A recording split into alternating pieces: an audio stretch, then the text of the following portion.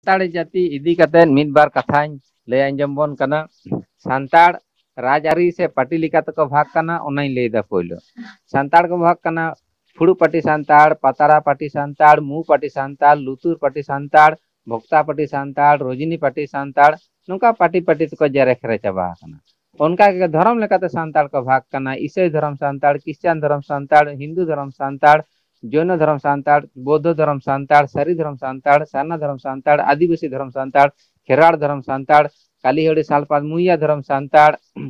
गौंड धर्म सांताड़, नौका आदि रकम धर्म तक भाग कना को।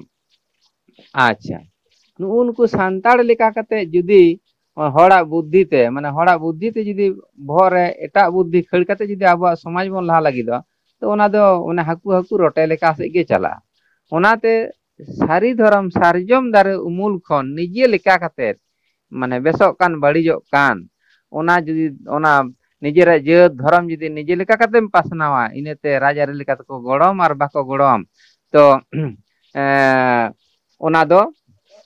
आबो लेका कते पासना। जेमन सरकार जुदी जुदी नेल को कांग्रेस आमरे आबो द आदिवासी को नितुम के बना, बीजेपी आमरे आबो बनवासी को नितुम के बना, सीपीएम आमरे आबो को नितुम के बना तपसिली उपजाति, टीएमसी आमरे को नितुम के बना नितो दो जनजाति। आर मिद दिन कुकमुइदा ओना सार्जम बुटे रे गिति कते जे आर मिटे सरकार हिजु कना उनी दे मेंदा जनजाति दे उठवा ओना दंतन ने उठवा ओंडे दो मोय लगा उनी सरकार दो नितुम दो बहिले ता उनी दो नितुम बना जम जाति उनी जम जाति जे सरकार हिजु कना आबो नितुम बना ओना परे आर मिटे सरकार हिजु कना उनी दो ओना दो बारु बुटे रिन जापि लिदा उनरे ओना कुकमुति नामदा उनी दो आर नितुम बन कना मूल निवासी। आदो कोयटा नितुम तीनेम हतावा नितुम ते एधे बेधे को चाबायत बना। आदो दमे कचे दो बइन लैदा मा एनखान सनाम को इन पाहटा खन सारी धर्म सारी मानव जार चाल कते सांताड़ जाति को इदी कते नवा कथा दो नेडे गी मुचाद किदा।